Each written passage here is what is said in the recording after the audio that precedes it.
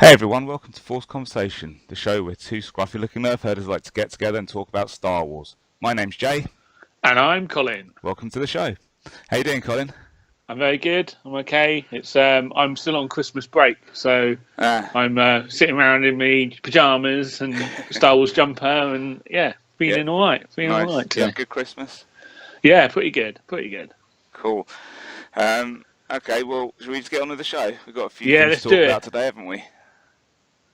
Punch it, Chewie.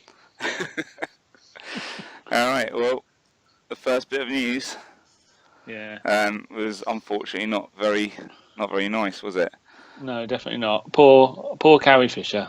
Very, very sad news. Obviously, we don't need to tell everyone. I'm sure everyone watching this knows exactly what's happened. But it's very sad, and we're definitely miss her a lot. Yeah, it was just horrible. That was a real downer on Christmas, to be honest. And I feel really bad for her daughter and her brother because not only did Carrie die, but then a day later her mum dies, Debbie Reynolds. But this is hit. I've spoken to numerous Star Wars fans. It's not just Star Wars fans. A lot of people loved Carrie Fisher, but for Star Wars fans especially, she's been with us, for most of us, since we were little kids. And it's been a real big influence on a lot of people's lives. So it was horrible to hear this, and she's only 60 years old as well. Too young. Yeah, way too young. She'd just finished work on episode 8, we just wanted to take a moment to remember Carrie Fisher. So.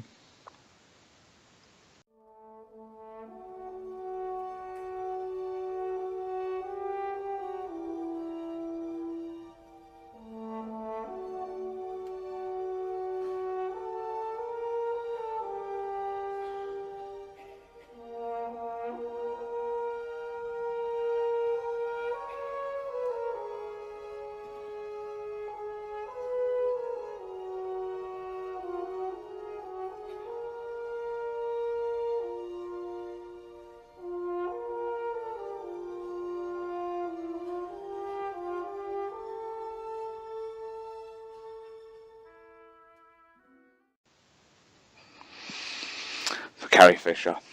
Yeah.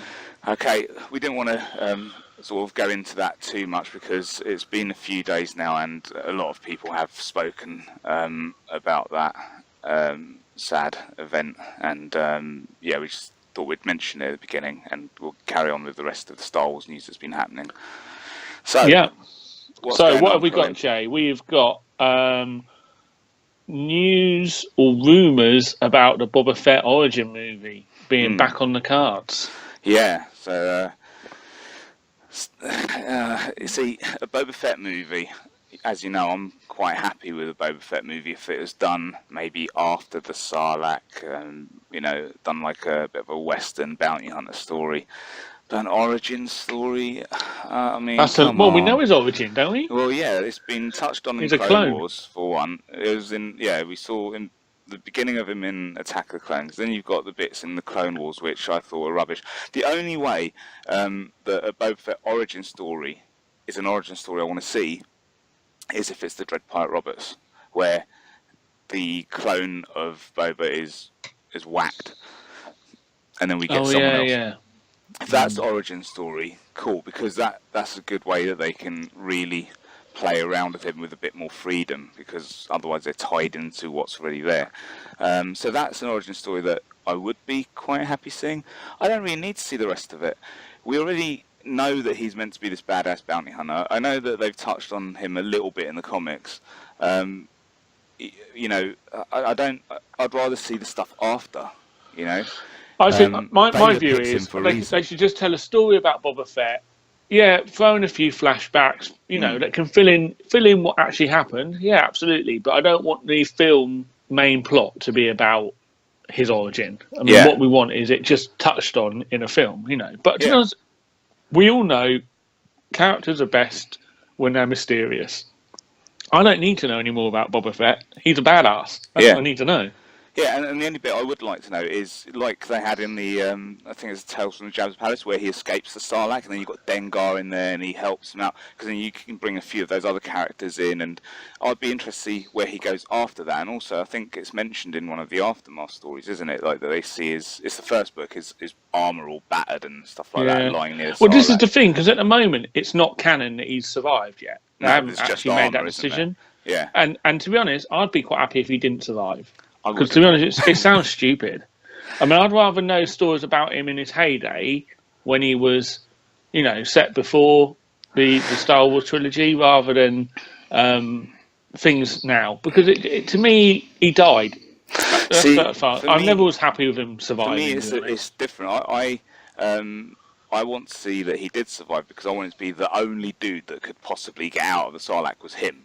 And he got out of it, and he's still a badass bounty hunter out there. I was always pissed off with it, because I was like, what a crap death. If he's meant to be so cool, he went away screaming and flailing, and it's like, nah, come on, man. Yeah, it was the worst death. It was the most disappointing death in the entire saga. So that's why I wanted him to escape, and that's what I would like to see from it. I don't know what they'll give us, and you know what? It's only sort of been rumoured that it's still there in development, but I'm sure that Disney Lucasfilm have got a whole bunch of things that they're developing. Do you know what I mean? So in development could mean any number of things. It could be like, oh, we've almost completed the movie, or hey, we've done some sketches for what it could look like. Yeah. So we don't really know how far in it is. But yeah, if they did a Fett film with him being mysterious, the thing that was always good was when he only said a couple of words, right? And he's no good to me, Dad. The Carl Urban Dread movie, I loved that. Right? Yeah. And he kept the helmet on and all that stuff, right? That's the kind of thing that I would like to see with Boba Fett. And you know how in the comics they brought Dr. Aphra in to hang out with Vader, right? I wouldn't be opposed to maybe another character comes along for the ride with Fett. It could be like either he teams up with another bounty hunter, or maybe, I don't know how they do it, but maybe something like that, what they had in Dread, where they had Judge Anderson hanging out with him, and she did most of the talking, didn't she? And then he gave her the odd word here and there. And something like that would work quite well. To give you the viewer's perspective. Yeah. And because they do that in a lot of things, Doctor Who, etc. like that, because you don't want to be too in sync, or you don't want to see through the eyes of the actual someone like Boba Fett. You want them to just be the cool character in the background. And that's it. And I have this character in awe of him or something, and it's like, look how awesome he is, And then because we've heard stories about how good he is, or you sort of got. If you go back to just the movies, you got the impression that he was so good because Vader picks him out in particular, right? But if you're going to do it, let's see him like really kicking ass. In the Star Wars Holiday Special, he's Vader's right-hand man. He really is, yeah. So yeah, he must be good, right? and he tricks Luke, takes Luke for a fool. And he can ride a big pink dinosaur. Yeah, and he has a trident that he got from Aquaman. That's the story I want to see. Or how he got the trident from Aquaman. Yeah. Crossover, Marvel crossover. I'm guessing he just stole it and then ran onto land. Take that, sea sucker! Right, okay, so anyway, do you have anything more you want to say about that? No. Okay. I'm not bothered. I really ain't bothered about a Boba Fett film at all. I want a Boba Fett film. Because I know it won't be as good as what will be in your brain. Whatever's in your brain will be better. Yeah, that's the problem. And you know what? If they take from the expanded universe, like we've mentioned before, like they can take little bits. If they do that, then there's some really good stuff in those books. Like there's some good stories, and maybe they'll do that. I just don't get the point of an origin story unless it is that he is someone else. That's the only way that an origin is worthwhile. But anyway, let's see where they go. We'll probably find out that Boba Fett's slated for 2056 or something like that. So yeah, it's not happening immediately. It's only a rumor. So let's move on. Next story on my list here is all about Ben Mendelsohn. And there's been a couple of different articles that have been out where he's been talking about how different versions of Rogue One, how it was shooting the two different versions. Yeah. Now, I've not actually read the articles, Jay, so you're going to have to talk this one through. Okay. Tell me all about it, Jay. This was an interview with Steve Weintraub of Collider.com. Oh, right, yeah. And he was just your favourite videos. I love the Collider stuff. Yeah, I think they do really great jobs. He was just asking him about like filming Rogue One and how apparently Gareth Edwards had filmed each scene from different angles and with different readings. So apparently, so Ben Mendelsohn says, yeah, he totally did that, and there's tons of extra footage out there. And he said, he actually says there's enormous differences within, I would have said, 20 to 30 of the scenes, right? That's pretty cool. That's a lot. Yeah. And so, I mean, because they did say originally it was like 40% reshoots, didn't they? Yeah.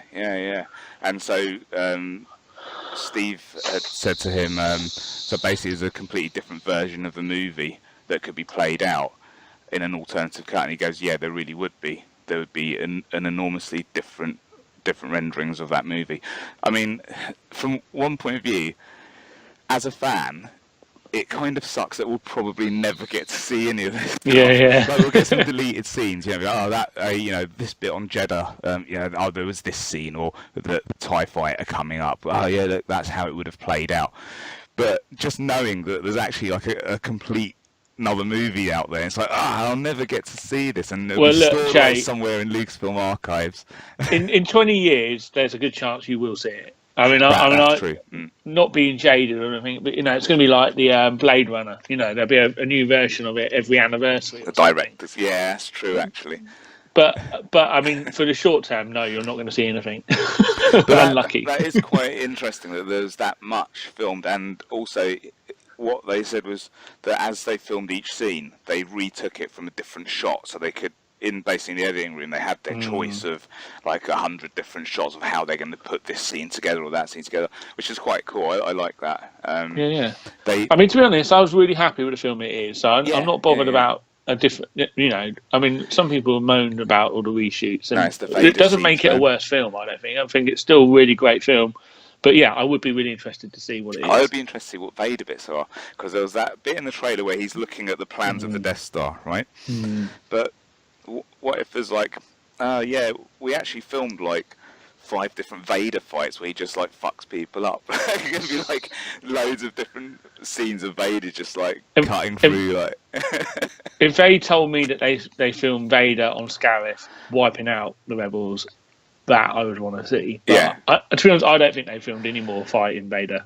But if they did, that's the kind of stuff we might get on a sort of special edition extra scenes section of the Blu-ray. Oh, that would be nice. Yeah. Okay. All right. Well, I think that's it for news. Yeah. Cool. So we'll move on to discussions. Okay. So discussions. First of all, saw an interesting article on tvweb.com. They were speculating on what potentially would a Star Wars TV live-action show be about. Apparently, there's been some talks and show reel or something shown to some studios. Lots of detail here. Sorry, guys, but I didn't really read that bit. I read all the speculation. That was the interesting bit, but. Nothing confirmed. There's no confirmed definite film coming out next year, TV series coming out next year. But I mean, to be honest, I've been talking about this for a while. What would there be a TV series? And I know the one they were talking about a while ago was like the Star Wars Underworld, sort of the pit of Coruscant and all the the illegal stuff and the smugglers, etc. So I thought it might be interesting for us to have a quick chat about what we would like to see on a TV series. Yeah. Well, the article it talks about the series. It was a presentation made by ABC right? So ABC is owned by... You're the details man, Jay. You're the details man. I like it. It's owned by Disney. The problem with that, for Home me... of Agents of S.H.I.E.L.D. Yes. I stopped after season 2, but I've heard it got much better, so I might have to try and catch up on those. It didn't. Oh, it didn't? Oh, okay. I won't catch up on those then. The problem I'd have with it being on ABC. All right, so recently there's been talks of Disney looking to buy Netflix, right? Yes. Now, if that happens, that's where it should be, not on ABC. Oh, yeah. Because...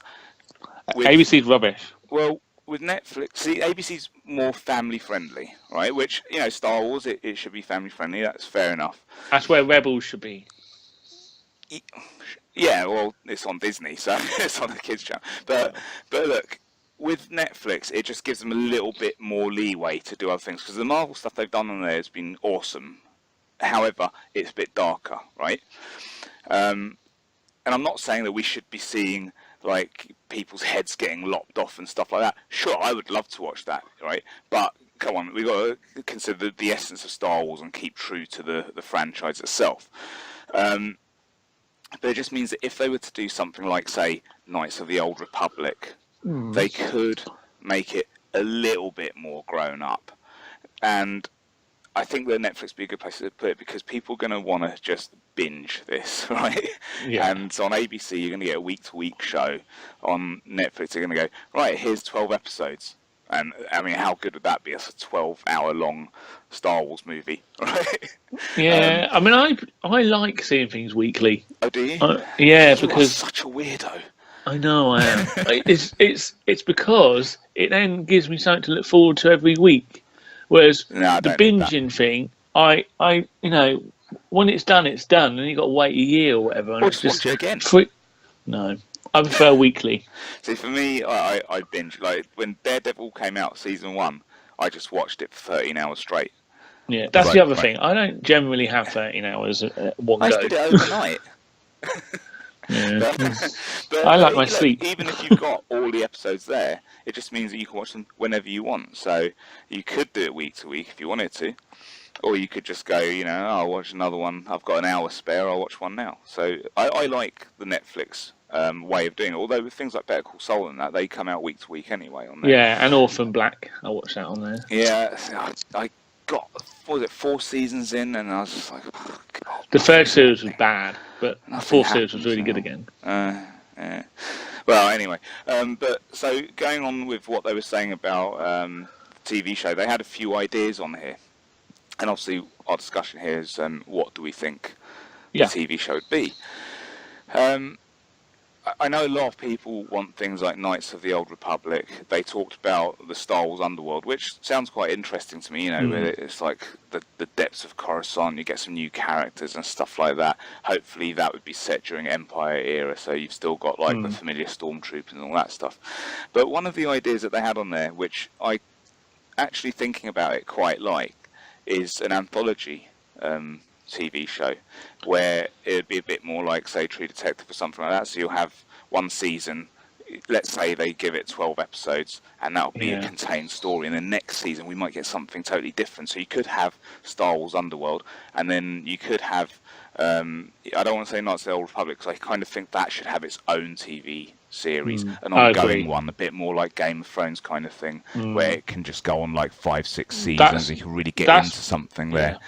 I totally agree. I mean, that Knights of the Old Republic, you hit that nail on the head. It should be done like Game of Thrones. That should be what that should be done about. But with like an anthology program, what it would allow them to do is play around, take a few risks. And, I would like to see, I said a couple of weeks ago, I'd love to see something like Band of Brothers, but just focused on stormtroopers, to sort of see it from their point of view, and like have like relationships with these guys who are actually real people, I'd like to see something like that, but then I'd also like to see, a whole bunch of different stories. And it's such a big galaxy, it would allow them to like introduce new characters that maybe they bring out. Let's say, as an example, they bring out a new bounty hunter who becomes very popular, they could go, oh, you know what, he's not died in a show, but we've got this movie coming up and this kind of ties in here. We could, you know, that'd be quite cool. Actually, you know, I can't remember what the character's name is. I sent you a picture of one of the characters from the visual one. I think he looks so cool, right?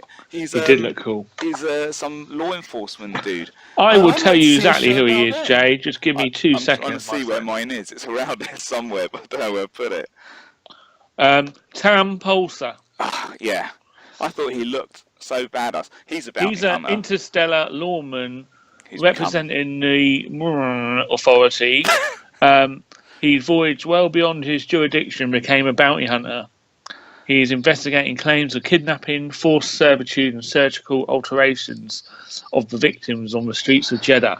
So now that's an interesting character because he's a bounty hunter, but he's going after people. He's like, no, they're criminals. He's come from a law background, right? Well, he's doing it. He's doing it full law. Basically, though Pulsar has been taken off the case by his superior officer, he's determined to bring these heinous criminals to justice. So basically, he's gone rogue. Yeah, I love the idea. I'm like, I'd watch a whole series about him. He is the coolest character in Rogue One. He looks so cool, and and also you've got a story there where obviously the other cops would be after him because he's going rogue, but then he's also doing it for the right reason. So I'm like, come on, make me a show about him. I want to see this guy. So I want to see him. An anthology could be like the way to go with something like this. He has got the Boba Fett thing. Yeah, the antenna. That is cool. He's totally sweet. I love him. Yeah, I know, right? So yeah, that's what I would like to see from the TV show. What about you? Well, I'm also keen on anthology, but I was thinking more week-to-week anthology, a bit like Black Mirror or something like that. So each episode is its own story. But because I do like the idea of the anthology, but I also would like to see some kind of connectivity in it. So I'm probably in the minority here. I love American Horror Story, and I love the fact they use the same actors and things like that. Now, I don't think that would work in Star Wars. No. But something that connects the stories would be interesting. So maybe you could have a theme of the series, and so it's got a bit more cohesion. So I mean, because the only thing with that is I think it'd be really expensive. Try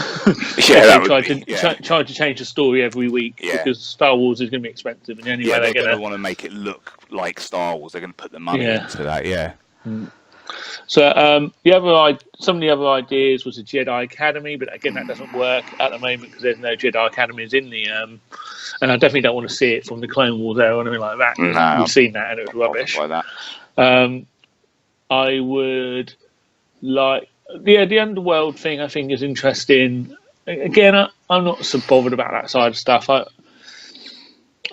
think what you've just said, I think that'd be a great story. Yeah, that's as one story, and that in an anthology. But for me, you see, I'd want a whole season of that because I don't know that you could really do something like that justice. Because with this, it's another character we've not met, so you really want to spend the time getting to know this guy and understanding him. So for that, you'd need it to be a whole season. But the you've got the crime, the crime that's going on across Coruscant. And, like in Catalyst, you really got a different idea of Coruscant. Like there were bits of it we didn't know existed. Yeah. So you'd really be able to go into a bit more of that. But, I mean, that's just, we don't even know what they've got for Underworld because that's already, apparently written. They did because also they did that game, didn't they? The 13, which I thought looked great. And that, again, could be a potential story, TV. So. Yeah, so what were you going to say? I cut you off there. Yeah, I was just... I don't even know what I was going to say. What was I going to say? How connected do you want it to be to the saga? I mean, would you mind if it had absolutely nothing to do with anything we've seen before, completely different planets? No, I mean, that would be fine. Look, they'll have the story group involved. Right, so the connectivity would be that maybe you will see a couple of planets we've been to, or there could be completely different ones, but you'll get an understanding of where they are within the galaxy. I do think that I would like it set during the era where the Empire is there, because the connectivity would be things like the Stormtroopers and stuff like that.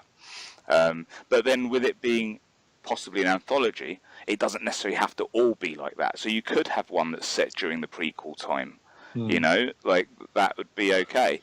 You could have one that's set maybe in the First Order period, where we're getting, because you know they've got like the outfits and stuff like that, and after Rogue One they've got a whole bunch more uniforms and all that that's there, and I assume that they would let them use them.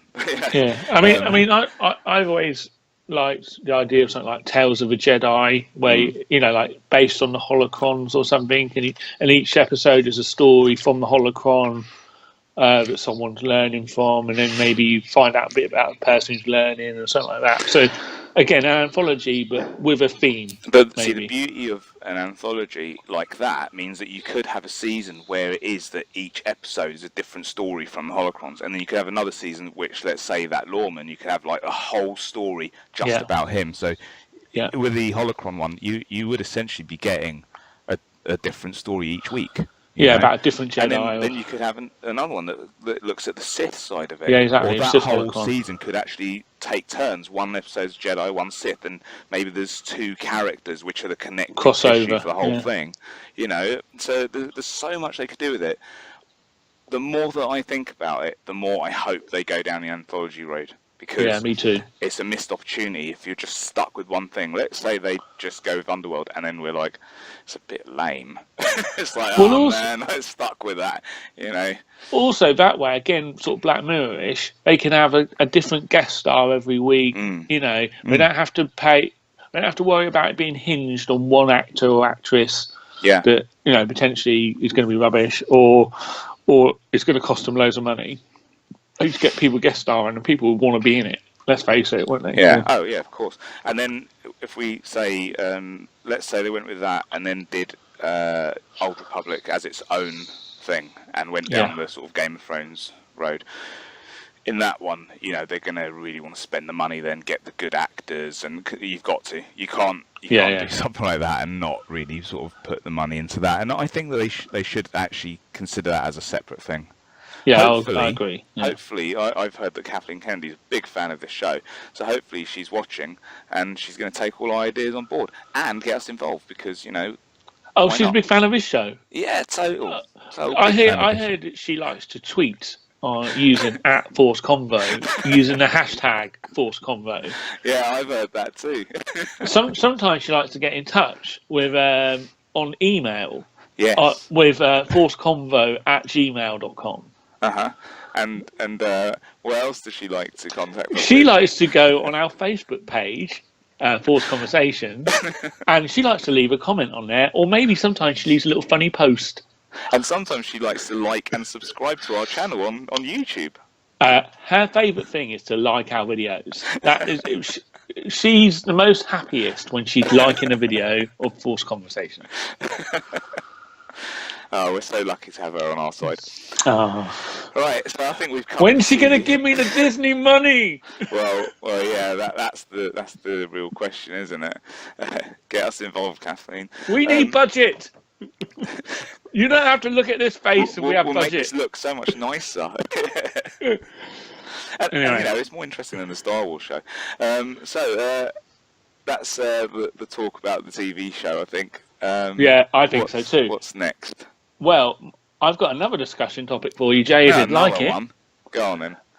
What is going to happen in 2017? Just in general? No, in Star Wars. What things are you looking forward to that what could be coming out in 2017 for Star Wars? Well, the obvious one is Episode 8. Oh yeah. Yeah, I mean, that's the one that I'm looking forward to the most. Obviously, Carrie Fisher is apparently, you know, she filmed everything that she's going to have to film for that. So that's all complete. That's in post-production now, I think. When are we going to get the first trailer, Jay? When are we going to get the first trailer? What's Catherine said? Kathleen. Kathy. Right, when's the next Marvel movie out?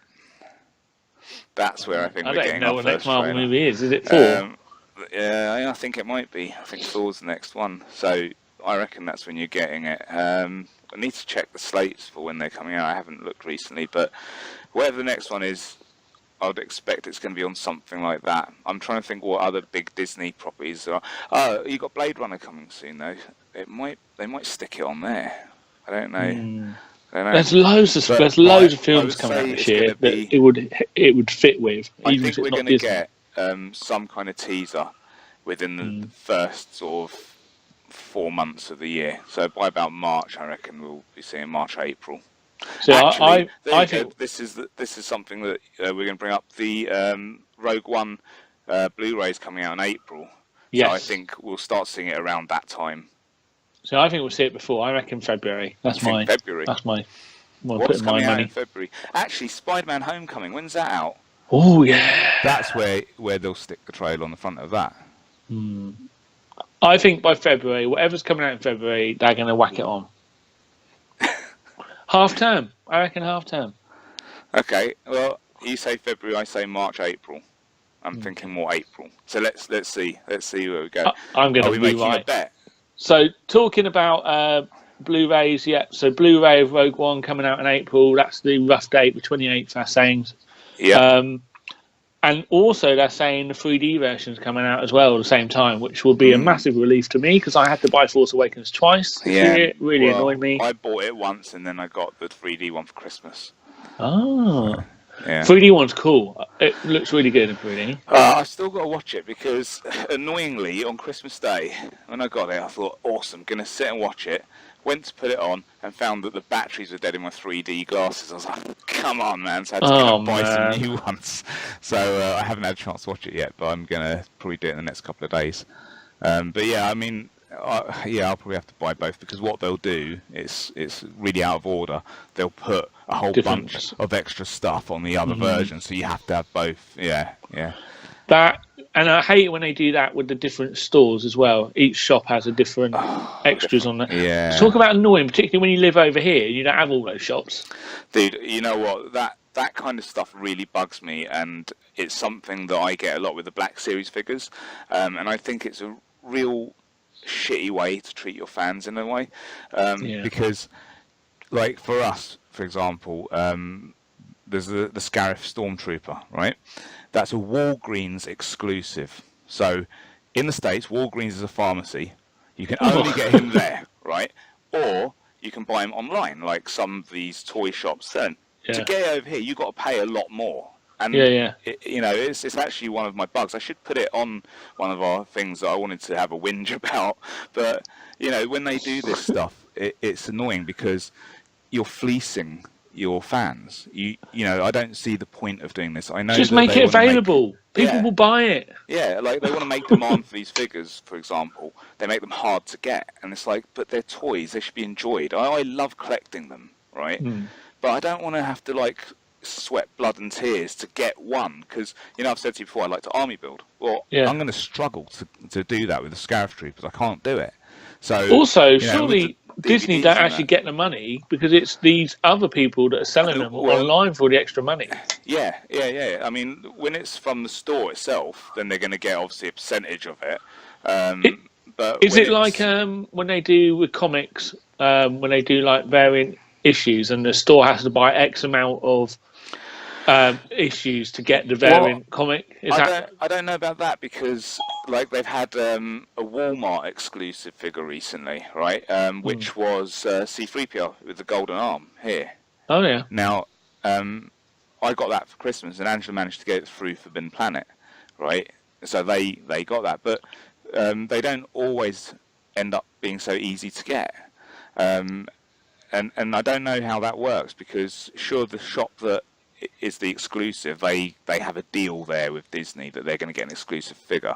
I don't know how it works with other sellers and how they get these figures, but the same with the Blu-rays and stuff, you can have this extra footage, deleted scenes if you buy it in HMV.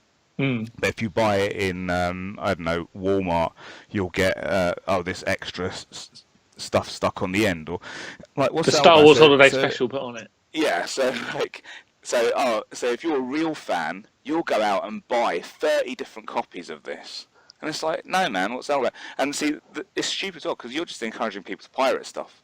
Exactly, I was going to say, no, I will tolerate I'll just go and watch it online, right?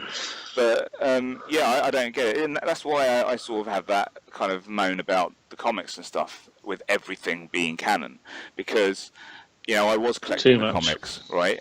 And initially there was, say, like 3 or 4 titles. I was like, okay, yeah, I'll get those. And then it's like, oh, now we're bringing this one out. That's going to be ongoing. Oh, and this one as well. And this one. And then you end up having like 20 different comics. And so if you wanted to know all the canon, you would buy them all. Oh, and also we're going to bring out like 60 books this year. Yeah. And, and it's just like, come on, man. Like, I love getting like my Star Wars stuff, but I'm not a millionaire. If I was a millionaire, this would be fine. I'd buy them all, and then I'd employ someone to read them all to me. But, I mean, that's the issue with Marvel. I mean, generally, their approach is saturate the market with whatever's on, the key ones at the moment, and it does my head in completely. I just end up not buying it in the end. But and that's what's happened. I've just got to the point where I'm like, okay, well, I'm going to have to miss out on that information because I just can't do it. But on a good segue. One of the other things that is coming out in 2017 is Darth Maul's got his five-part miniseries, and this is actually set as a prequel before Phantom Menace. So it's written by Cullen Bunn, who's a really good writer, and art by Luke Ross, who I'm not familiar with. It's due to come out 1st of February. I'm quite interested in that. I'm hoping it's not Darth Maul, the British aristocrat, but it's actually Darth Maul, the badass. It should be the badass. Before Phantom Menace, he should still be the tough, like, warrior Sith Lord, right? Yeah. There were a couple of books. They're obviously legends now. I can't remember. They're called Darth Maul Sith Assassin or something like that. Do you remember what ones? Yeah, I never read them, but I was aware. I read one of them, and it was quite good. And there's pretty good stories in there. He was like tracking down some one that he had to kill. But they were quite good, and hopefully we'll get something a bit more like that. I don't know. Like, is there any real reason to have this comic? Like, I think again it's replacing the canon, isn't it? It's putting in the new origin of him possibly, which will be annoying. Yeah, all that Night Sister stuff, yeah. I mean, it'd be interesting. I mean, I don't know. It might be good. Cullen Bunn's a tried and tested writer, and he's normally pretty good at writing like a darker protagonist. He wrote the Sinestro comic. I don't know if you read that. That's quite interesting. So he also did The Sixth Gun, which is an independent comic, which my mate John absolutely loves. It's his favourite comic. So what's that one? The Sixth Gun. But it's an independent comic. But yeah. Anyway, next up on my list of things coming up, Thrawn, the upcoming novel by Timothy Zahn. So basically, this is Timothy obviously created Thrawn in the original Thrawn Trilogy and the resurgence of Star Wars novels back in the day. It's his character that obviously then was wiped out when Star Wars changed all its canon. Thrawn's now been reintroduced into Rebels, so he's back in a big way, and so this is, I'm guessing, all about Thrawn and giving you the full exactly who he is and what he's up to. And this is his Heir to the Empire reboot. Yeah, possibly. So it's scheduled to come out on April the 11th, and I am looking forward to it. Yeah, I'm looking forward to this one actually, especially if it's on Audible, because.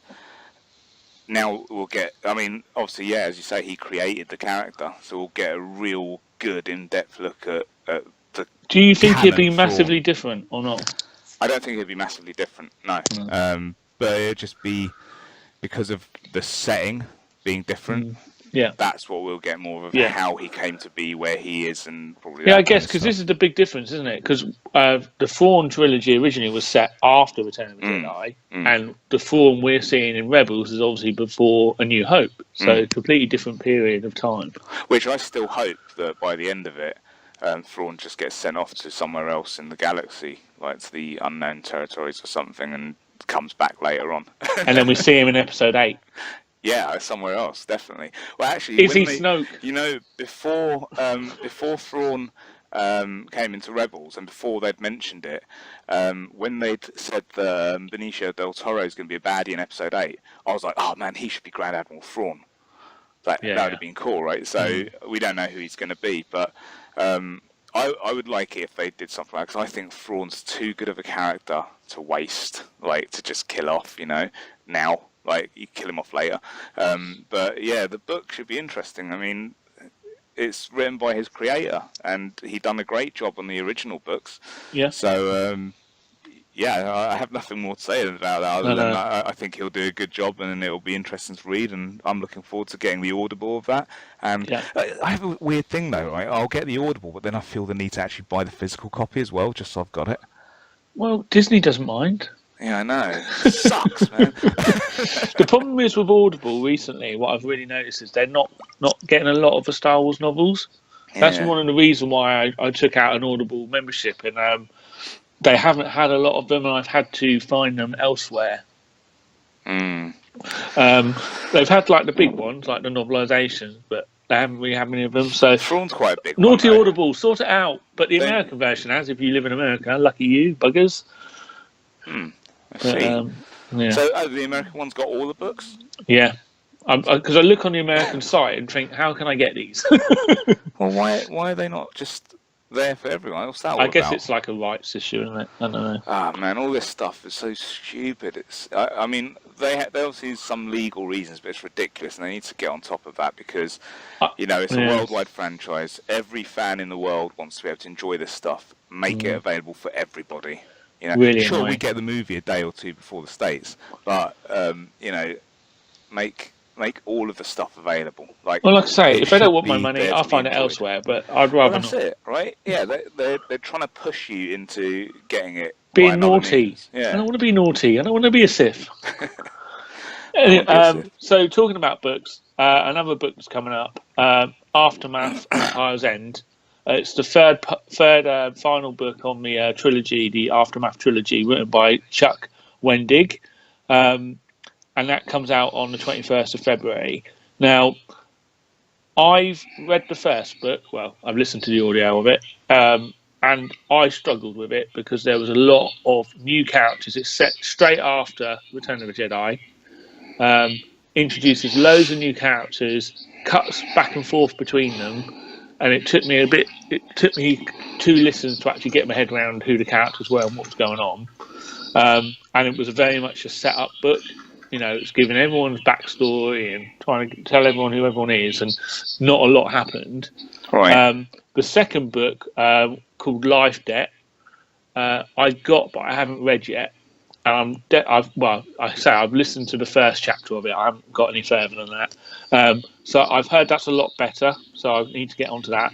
But the third book, I'm really looking forward to because it's basically going to have the Battle of Jakku, and it's going to feature the end of the Galactic Civil War. It's going to go through exactly what happened there because, as I said, it's following Return of the Jedi, so it's leading up to that really end of what happened to the Galactic Civil War. So I think that would be brilliant. I'm really looking forward to it. So I just need to get on and read this second one, and then by February, hopefully have this third part.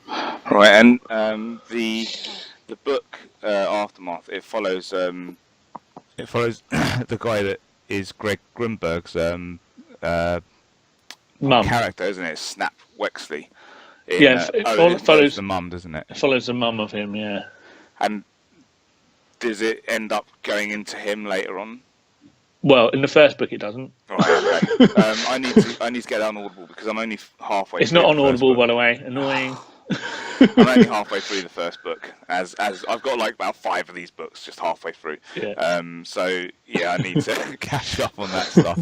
See, this is why, as I said, if I was a millionaire, I'd employ someone to read them to me. Yeah. You have to be a proper Star Wars fan, and you've got to be able to do all the voices. No, I'll just get the cast to read it to me.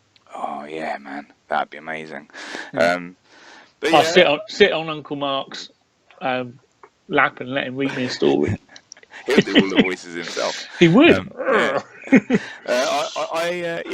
If I could get on top of these books, I would be quite interested to see the third Aftermath, see where it goes, and yeah, it'd be interesting to find out more of the story. Yeah. Other quick honourable mentions for what's happening in 2017. Saw's going to be in Rebels. We talked about that last week. So obviously interested to see what happens with that. Yep. And then, pardon me, the final thing on my list is Star Wars Celebration. Now, I went this year and it was amazing. And previous years I've watched it online. Obviously, next year it's in America again, so I'm not going to be able to go. In Anaheim, right? Is it? Yeah. No, it's not.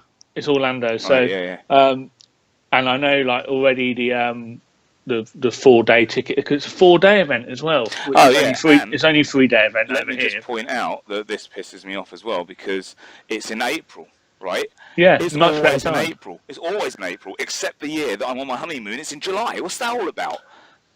Well, it's because it was in the UK and I knew it was going to be shite weather if it was in April. Yeah, man. So that's so annoying. Like, when I saw it, I was like, oh, April again. Yeah, nice one. So I get to miss the one when it's here, and then all the other ones I could go to, but they're not here. So basically, I'm going to spend 4 days looking at my computer, basically, just watching it online. Watch the live stream, yeah. Yeah. Totally. So I reckon it'll be a good one. Obviously, it's going to have a load of stuff. Obviously, I know that's why you're saying that's when the trailers are going to come out. Well, yeah, I think it'd be around then. Yeah, it would make sense. I mean, they always do release a trailer, but I think we're going to... That's why I'm saying... I think we'll get a teaser before. And I think we're going to get a teaser in February, and then you'll get the main one at Celebration. Yeah. You might... I think you'll still look at March for the teaser. Well, no, they're not going to bring that out in March. If Celebration's in April. Actually, let's see when the next Marvel film comes out, because that's probably where they'll put it. Marvel movies. Go on, keep talking, dude. Okay. So Celebration's going to be good anyway. So I think obviously they're going to probably do something about Carrie. I would imagine there'll be some kind of tribute to her. But you're definitely going to see stuff about Episode 8. You'll probably hear a bit more about the Han Solo film, because they were even at Celebration this year. So you'll get what's happening in the future. It's also the 40th anniversary of Star Wars in 2017. So there should be lots of events going on, I would imagine. What do you reckon? I think there's going to be a lot happening with it being the 40th anniversary. I think they'll do something particularly special. They've got to. It's a huge time. I actually went to the 30th celebration. And where was that? That was in the Excel Centre. Oh, was it? Yeah. It was in 2007. I went to that one. That was good. You didn't invite me, did you? No. I went to, I was with a couple of friends. It was kind of like a couple of friends, eh? Yeah, friends. It's a bit of a, shall we go to this Star Wars friends? Oh, yeah, totally, man. Yeah, they like Star Wars. By the way, I just wanted to point out that, it's not going to be a Marvel movie, because the first one's in May. So, and that's Guardians. It's Guardians 2. Oh, is it? That's the first one? Yeah. Oh, really? I reckon I put it on with Wonder Woman. They could do. Yeah, they could do. Thor's not till the end of the year, by the way. Oh, that's the one I'm looking forward to. Thor, yeah, that would be good. Okay, right. Well, that's my look into 2017. Anything that I've missed, Jay, that you want to add in? Not that I can think of. No, I think that we're pretty much there. Okay, all right. Right, next segment. Listener comments and questions. Okay, we've had 2 question comments come through. The first one is from Tom Wells, a regular contributor on the Facebook page. We like people to do that. Yeah, very good old Tom. So he asked a question, and I must admit, it's something I was thinking about. And he's hoped that it's not in bad taste, and I don't think it is. He was just asking about, with Carrie Fisher's death, what's going to happen in Episode 9? What would we do? Would we recast her? Would we give her an off-screen death? Would we CGI her like in Rogue One? Just generally write about the script. What would you want to do, Jay? Well, okay. So the first thing, we don't know what happens to her in Episode 8 yet. Yeah. Right. So if we say, okay, she gets through Episode 8. Let's assume that. It's a difficult one, and they're going to have a real hard job doing it. She's a really beloved character, so they want to do it in a dignified way. And maybe doing it off screen would kind of be a Cheapen. bit like, and I mean, the easiest way is going to be like, oh, this such and such rebel base or planet got blown up and she was on it, right? But I don't think they'll do that. No. There's probably a ton of extra footage of her that's left over from episodes 7 and 8. Yeah. So they might be able to use some of those bits and fit them in somehow. The CGI thing, right? With the Tarkin bit, people going, "Oh, it's so offensive and it is so in bad taste." Well, no, his family agreed for one, and I don't think it is. If you do it in a way that pays justice to character, then it's not in bad taste. If you, as I said before, if you had like something like happening to them that was just made them look like an arsehole, or was like, they were getting nailed by someone or whatever, it's like, come on, man, that's not, that's being an arsehole. But if they do it with a certain element of, they could probably use bits of footage of her, little bits of CG where maybe you don't see her full on properly, and then you might have a stand-in for certain things. I think that they kind of have to kill her off in a way, because the only thing they can do is send her off somewhere. She goes to somewhere else in the galaxy, and then we just don't hear from her again. Or maybe we have it like where she communicates just over, like, you hear her voice, or via hologram, via hologram or something like that. But yeah, I mean, that's the other thing they could do. They could just send her off somewhere where in the end of episode 9, that's the place where the heroes go. All meet up and have that celebration. Yeah, and then in that one you might get something where you see CGI'd slightly from the... They probably won't do like a full-on like they did with Tarkin or anything, but you might get her from the side, or you have a stand-in as her from behind or something like that. I think the important thing to... a bit like that. Or maybe they will do a CGI of her giving medals, like they did at the end of A New Hope or something like that. It's really, really difficult one, especially with it being so fresh right now, because this is definitely I was just going to say that basically what we've got to remember is we're talking 3 years time. We're talking 2019 here. So there's two factors. One, it's not going to be as fresh as it is now. And two, how much is CGI going to improve in 3 years? So I think they could do a really credible, and also we would have seen her in episode 8. So we would have all got used to seeing her in a Star Wars film after that. Wouldn't be as difficult because they will have extra footage of her. They've got loads of it. It would really be a case of just tweaking, like if she's talking, stuff like that, or they can take her head and they can manipulate certain parts of footage. So there is a lot they could do with that, and that would be like they could use a second body double doing like hand movement. Let's say it's doing a medal ceremony. You have someone doing that, and then you'll put her face on it. It wouldn't be as... I don't think it would be as fake. Well, I didn't think Tarkin was that fake personally, but it won't be as fake as that stuff. Do you know what I mean? Look, like they can. There's ways to, and they've also got all that time to come up with a plan. Exactly. Well, I mean, the thing is, in Force Awakens, she wasn't in it a lot anyway. No, and most of her scenes. Episode 8, apparently. Yeah, and that's the thing. Episode 8 can be the story arc with her, and whatever comes out of that. I mean, I hope she survives episode 8, and I hope that she is in episode 9, and I hope she doesn't die in it, because I think she could quite easily just have a role from base command in episode 9, and they could do it with CGI and hologram, and it would be fine, and it wouldn't be bad taste. And you don't need to kill off all these guys. Yeah, I think killing her would be the wrong thing just because she, in real life she died. I think stick true to whatever the story is. Keep the character going wherever she's meant to go. Yeah, because the character can live on. I wouldn't recast her, definitely. And I definitely wouldn't. I think CGI is your way. Don't make her a main character in episode 9, obviously. But have her in it, and definitely have her at the end. Have her in the celebration at the end. Because we know the film's going to end in a celebration at the end. Yeah, of course. That's what I want to see her in. Yeah, and in a way for fans, and not as a celebration seeing her there. Well, no, if she's kept alive, I mean, that's probably what they'll do. I think that they'll do that. They'll use a combination of footage that's left over of her, a little bit of CGI, body doubles. Yeah. And they'll put it together that way. That seems to be the most sensible. And I suppose that having her at the celebration at the end, that the character lives on, is probably the most respectful way to do it. Because also, let's face it, these films are now supposed to be about the new cast, so she doesn't need to be a main character. No. She's just there as the general. Yeah. Now, so yeah. And there'll be other generals taken over by then, in the timeline. Because I'm guessing a few years are going to move on between each film the same way. Yeah, although episode 8 is supposed to start exactly where 7 left off, isn't it?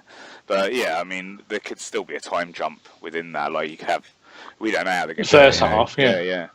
So they could have an interval, couldn't they, where we all get a cornetto, like in the olden days. Yeah, the curtains close and the person comes to the front of the thing. Yeah. Anyway, so yeah, Tom, I think that was a good conversation starter. Something I was thinking about anyway. So thanks for that, Tom. And then the next comment was from our friend Darryl Taylor on the Taylor Network. He's asked us, do we think there will be a connection, if any, to the Guardians of the Whills that we obviously see in Rogue One and the Knights of Ren? Well, do the Guardians of the Whills go rogue because they have got nothing else left to look after and end up becoming the Knights of Ren or anything like that? Is that a possible scenario? It is possible. I don't think that will be the case. I think that introducing the Guardians of the Whills, obviously initially it was just a nod to the original title of Star Wars. Yeah. But it's given them something else that they can play with down the line. In a TV series, maybe. Maybe. Well, yeah, exactly. I don't think that they'll turn into the Knights of Ren. I think the Knights of Ren are going to be fully explained in these new movies. But I don't think it's going to have a connection to something like that. I don't know. I don't have a reason why. I just don't think it will. What sparked my imagination is if you've got the Knights of Ren almost similar, because again, what Rogue One has established is that there's lots of different sects that worship the Force in different ways and different elements of the Force. So what I like the idea is, we've seen the Sith equivalent of that, and will we still see I think we could still see the Guardians of the Whills in the future episodes, and they could be acolytes of Luke Skywalker or something. The Knights of Ren could possibly be the opposite version of them. Yeah, exactly. That's exactly what I'm saying. They are a sect that are worshipping the dark side, and we could see, the Guardians of the Whills coming to the new films. I think. I mean, that'd be interesting. I definitely would like. They could be the ones that. I mean, Luke might already be in contact with them or something. I don't know. Yeah. There's so many things they could do. I don't think that they'll be connected in that they turn into the Knights of Ren, but there's a possibility that there is a connection just by being the opposite of them. Absolutely, yeah. And it's great new stuff that they can play with, and as you said, there's so many different religions as such that follow the Force. There's so many things they can do, and do you want to see the Bendu in the films? No. Look, it's called Bendu because obviously they were originally called the Jedi Bendu. But I think it's a stupid character. Like, just how it looks, right? I'm just like, oh, come on, that's some big... I don't know. When I saw it, I was somewhat disappointed. I like the voice. The voice of Tom Baker. Yeah, but I just don't really have much love for the character itself. Okay. Cool. All right. Well, that was all the comments. So again, we would love more comments from everybody. So please definitely like our videos and leave a comment on either the YouTube videos or on our podcast version, or you can leave it on our Facebook site or also on the Taylor Network's Facebook page. Please leave us messages, leave us questions, leave us comments. We will happily discuss things if you submit them. Make this part of the conversation. Be part of it, guys. Be part of the conversation. That's what it's supposed to be about. We don't want boring conversations anyway. Okay, cool. Last thing on my list today is a little review for you, Jay. Would you like a little review? Yeah, go for it. Okay. I've actually owned one of these myself. You've got one? No, I had. Oh, did you? Yeah. Oh, I didn't know that. I'll let you start the review and then I'll say what I think. So I'm going to review my little buddy BB-8. So I got for Christmas the Spiro BB-8 toy. And it's pretty cool, actually. It's small, very small. Small compared to my head. But perfectly formed. And looks really nice. Weighty, got a nice little stand it comes with. And basically what it does is it's an app-enabled droid. So basically you charge it up and you put an app on your phone and you can basically, there's a couple of different modes. There's a drive mode where you actually steer. It's like a remote control BB-8 basically. And you can drive it around. There's a mode where you put it on patrol and it just goes and wanders around on its own without you controlling it. You can preset a map for it to go. It's also got a voice command feature where there's some limited commands and you can say them into your phone and it will go and do it. There's a mode where you can, if you watch Force Awakens, it talks alongside. It watches the movie with you, doesn't it? And gives you like factoids about the characters as they pop up.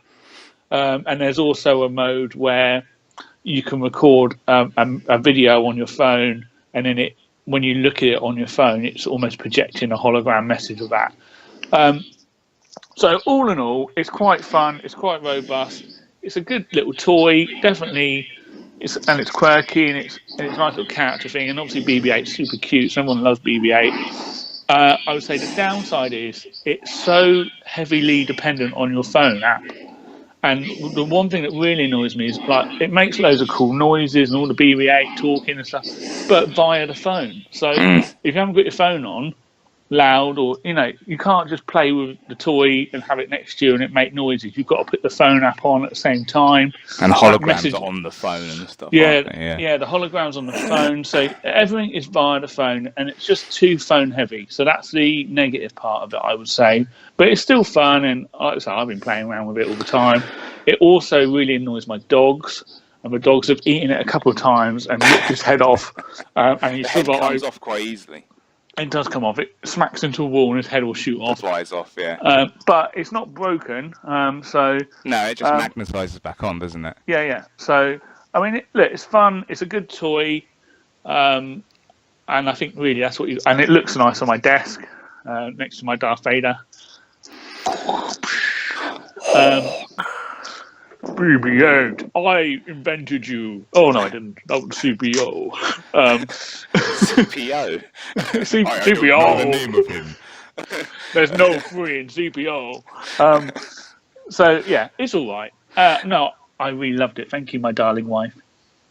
Well, okay. Well, it was a Christmas present. Okay, well, so mine I got, we got our one at Christmas last year. Yeah, I got a year late. Right. So I don't know how much they are now, but when I got mine, it's 120 quid, right? Woo! And it's an expensive expensive statue, right? Yeah. Because what we found with it is we played with it a lot for the first couple of days. Look, it can do all this stuff, right? And then after we played with it for about a week, it did that. Yeah. And we were just like, yeah, let's take this back because... Oh, you took it back? Yeah, because it was just sitting on a shelf, and it was kind of like, well, you can get a statue one, so if I really want one, I'll just get that because it looks nice. Like, if I take it as the actual thing, it looks nice. It's quite cool, and you can move it around, and it can watch the movie with you, and all the stuff that it can do. You watch it at first, you're like, wow, how does it do that? Like, and you can get it to avoid things, and you can say, BB-8, get out of here, and it'll turn around and run away and stuff like that. But the problem with it is because of the price and the amount of time that, personally, I would play with it, after its novelty wore off, it ended up just sitting there as a statue.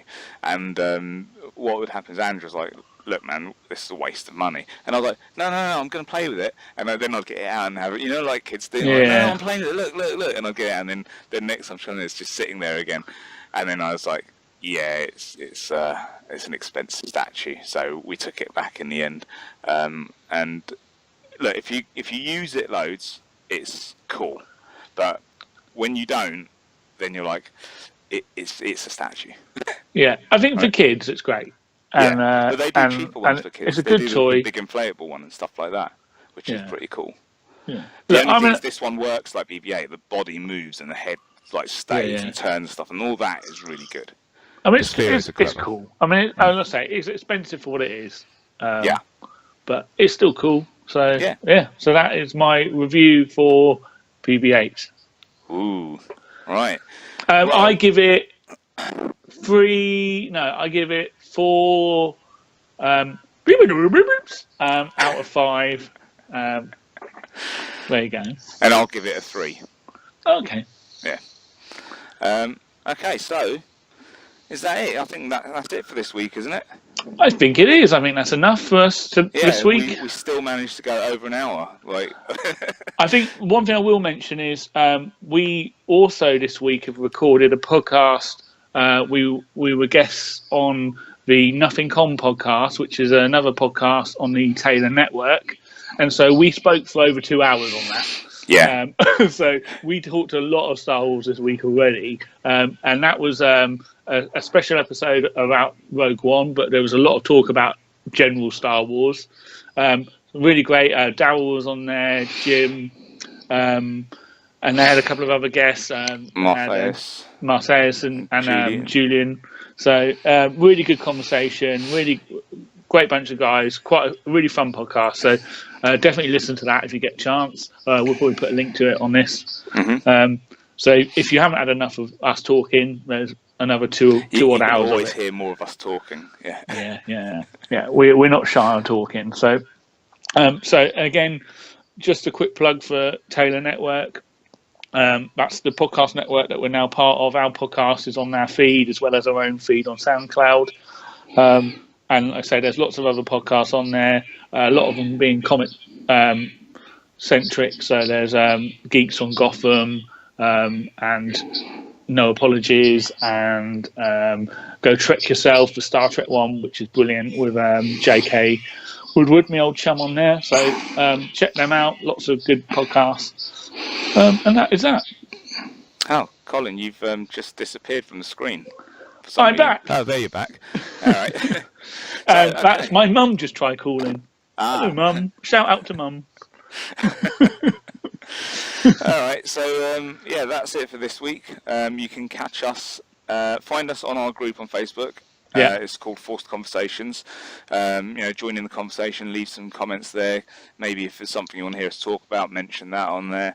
And that group is, I just post stuff from Star Wars articles, and hopefully people start talking, and you can post whatever you want on there, Star Wars related, and just get a conversation going.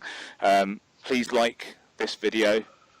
We really need you to like it, and we want lots of likes. Channel. Likes, apparently, what well. YouTube We're trying to like. get some subscribers. It'd be nice if people would do that. Yeah.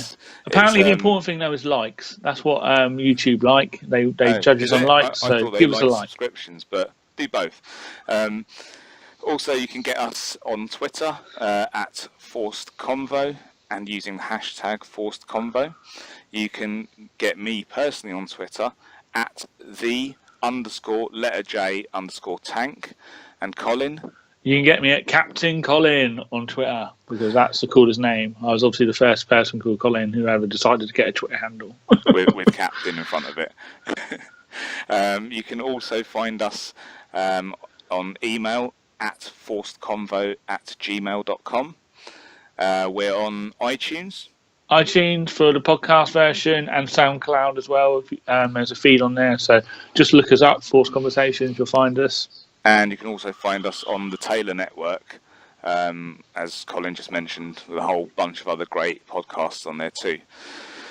So that'll do it for us. Have an awesome new year. Hope everyone has a great time, and stay safe and enjoy yourselves. And until next week, may the Force be with you. Yeah, and rebellions are built on hope. I'm one with the Force is with me.